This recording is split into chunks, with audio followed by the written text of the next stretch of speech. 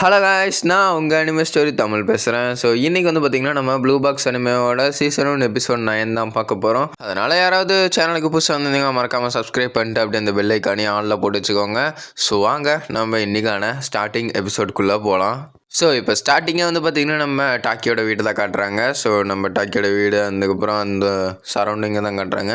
Next வந்து பார்த்திங்கன்னா court, அதுக்கப்புறம் ஸ்விம்மிங் பூலு இதெல்லாம் வந்துட்டு ஷோ பண்ணுறாங்க. அப்படியே நம்ம டாக்கியோட கிளாஸ் ரூமை காட்டுறாங்க. பார்த்தா நம்ம டாக்கி வந்துட்டு தலையை குடிஞ்சு உட்காந்துக்கிட்டு ஏதோ யோசிச்சுக்கிட்டு இருக்கான். ஆஹா, நம்ம நேஷ்னல்ஸை ஃபோக்கஸ் பண்ணிக்கிட்டே அப்படியே நம்மளோட எக்ஸாம்ஸை வந்து நம்ம விட்டடிச்சிட்டோமே அப்படின்னு சொல்லிட்டு அப்புறம் கோயோவும் வந்துட்டு சொல்கிறான்.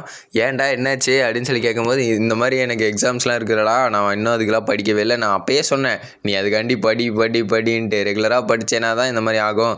என்ன ஹீனா, நீ இதே மாதிரி தானே, என்ன மாதிரி தானே அப்படின்னு சொல்லிட்டு இருக்கும்போது, நான்லாம் ஒன்றும் ஒன்றை மாதிரி இல்லை, நான்லாம் நல்லா படிச்சிட்டேன் அப்படின்னு சொல்லிட்டு நம்ம டாக்கி வந்துட்டு சரி நம்ம ஹீனா வந்துட்டு சொல்கிறான்.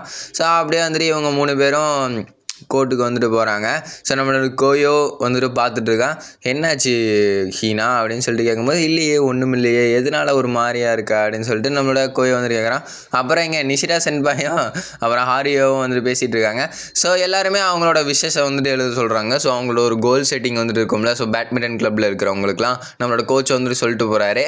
ஸோ அப்படியே எல்லாருமே வந்துட்டு எழுதிட்டு இருக்காங்க.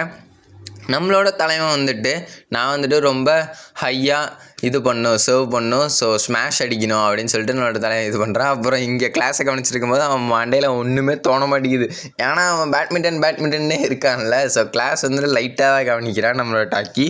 அப்படின்னு சரி பார்த்தா வீட்டை காட்டுறாங்க.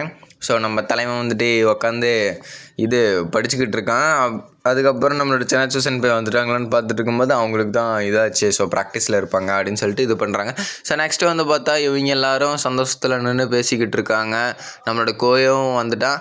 ஸோ இன்றைக்கி டாக்கி ஏன் என்னாச்சு சீக்கிரமாக கிளம்புறா அப்படின்னு சொல்லி கேட்கும்போது, இல்லைடா எனக்கு கொஞ்சம் வேலை இருக்குது, அதனால் நான் கொஞ்சம் சீக்கிரமாக கிளம்புறேன். சரி ஓகே பாய் அப்படின்னு சொல்லிட்டு எல்லாருமே டீம் மெம்பர்ஸ் எல்லாருமே சொல்கிறாங்க. அப்படியே வந்து பார்த்தா இந்த சைடு நம்ம டாக்கியோட வீட்டை காட்டுறாங்க. இங்கே வந்துட்டு நம்மளோட தலைவன் வந்துட்டு தூங்கிக்கிட்டு இருக்கான். ஓகேங்களா. ஸோ தூங்கிட்டு இருக்கும்போது வந்து பார்த்தா ரொம்ப ஸ்வெட்டாக இருக்குது. அவன் வந்துட்டு அதுக்கப்புறம் வந்து எல்லாம் நினச்சி பார்க்குறான். நம்மளோட ஹாரியோ சொன்னது எல்லாமே வந்து நினச்சி பார்க்குறான்.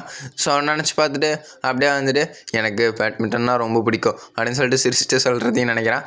அப்புறம் யாரோ லைட் ஆன் பண்ணுறாங்க. பார்த்தா சின்னாச்சு சென்பாய் என்னாச்சு டாக்கிக்கும் அப்படின்னு கேட்கும்போது, என்ன உனக்கு உடம்பு சரியில்லையா அப்படின்னு சொல்லிட்டு பார்த்துருக்கும்போது, ஆஹா நான் இதுக்காண்டி தானே காத்துக்கிட்டு இருந்தேன், இந்த மாதிரிலாம் நடக்கும்னு நான் எதிர்பார்க்கவே இல்லையே, இந்த மாதிரி நடந்தால் சூப்பராக இருக்கும்னு நினச்சேனே அப்படின்னு சொல்லிட்டு நம்ம டாக்கி என்னென்னமோ நினைக்கிறான்.